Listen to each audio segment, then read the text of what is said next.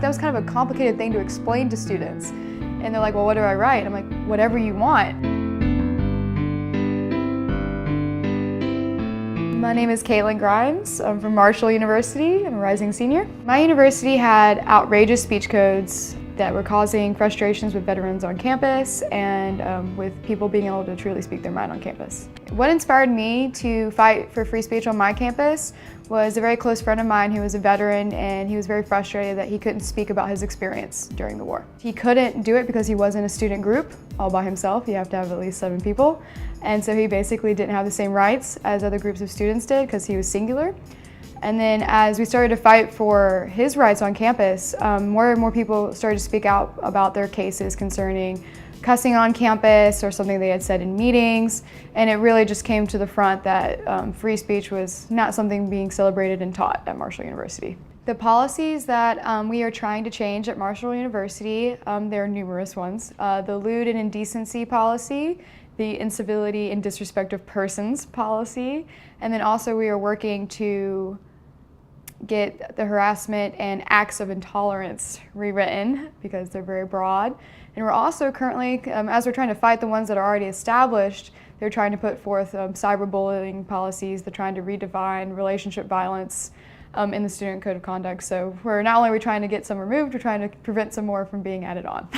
The relationship violence policy is problematic because it's very broad. This code is going to encompass yelling at each other on campus, just so if you happen to get in a fight that seems to be heated, you can be written up for it by not only the person you're fighting with, but also people in the surrounding vicinity. I've been in 2 relationships in college, and one of them so happened to break out in a very heated conversation in the dorm room kitchen. And I don't think I would want the university poking in on it just because we're having a disagreement. It doesn't mean it's violent.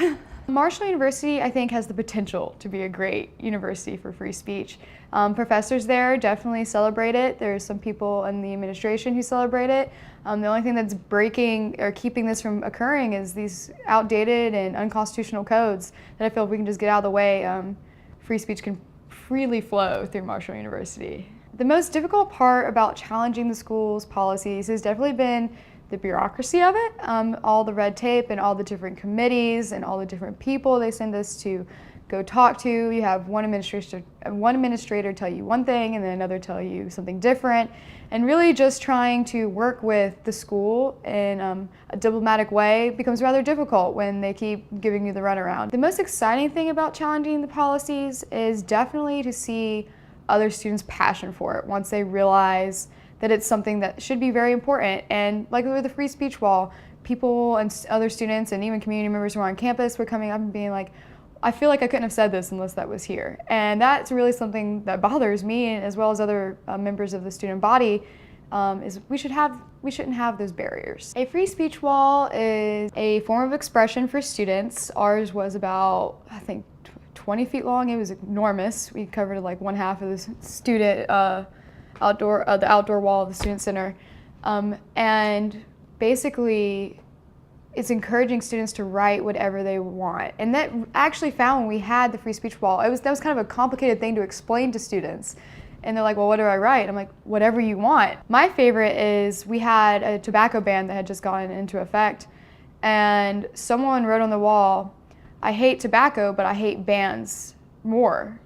And then people were like agreeing on it and like writing next to it. They're like, yeah, like why do we have to take away rights from some people to give them to others? And that was my most exciting moment, is realizing that there is that culture on campus. We just gotta let it flow. My advice to students who want to succeed at promoting free speech on their campus is be passionate and be positive. No one is gonna take you seriously or like wanna work with you when you're being negative.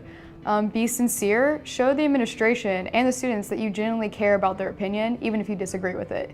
That's the most important thing. And then I think that the best advice that I could give is let it be known that you're a champion of free speech on campus, so people come to you when these things happen, and you can make sure that they're brought to light, and you can help them make sure that they can protect their constitutional right as well.